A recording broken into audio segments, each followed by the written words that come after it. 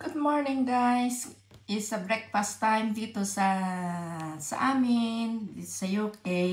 May natanggap akong dried fish kaya ito ay luto na, siguro linuto na siya dahil alam niyang medyo delikado ang mga kasama ko sa bahay na magluto. Kaya ito ay maraming salamat sa kaibigan ko na pinadala niya ito. Ang dami. Tapos nagluto rin ako ng, may binapat kasi akong tapa ng baka. Ito, inano ko ng maliliit. Kasi magtapsilog sana ako pero nag-change ang mind ko. So, ito na lang. Tsaka may ginawa akong sausaw na sili. Yung kanin ay linuluto ko pa.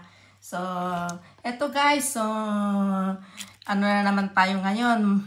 Busog-busog na naman tayo ngayon. Pero, dahan-dahan lang. Diet-diet. Dahil alam mo na, medyo delikado rin itong dried fish na ito.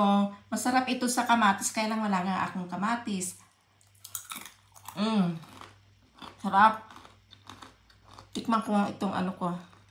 Ito ay tapa, kaya lang hiniwa ko ng malilit kasi nga magtapsilog nga sana ako. Itaping ko sana ito sa sinangag. Kaya lang, hindi naman combine yung ano, kasi sarapan ako, mas masasarapan ako dito sa dried fish na ito. Ang dami danggit.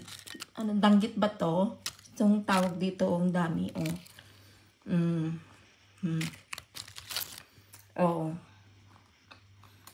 Ganda ha. Linuto na niya, kaya ang ginawa ko, pinainit ko na lang sa oven.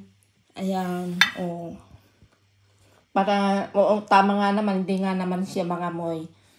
Okay, bye!